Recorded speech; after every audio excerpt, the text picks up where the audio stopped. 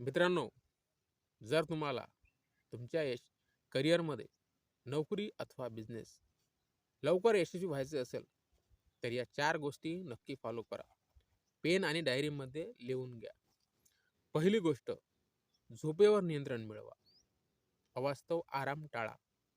अवास्तव झोप टाळा. दुसरी गोष्ट, तुम्ही निर्व्यसनी व्हा. तुम्ही कोणत्याच प्रकारचं व्यसन करू नका.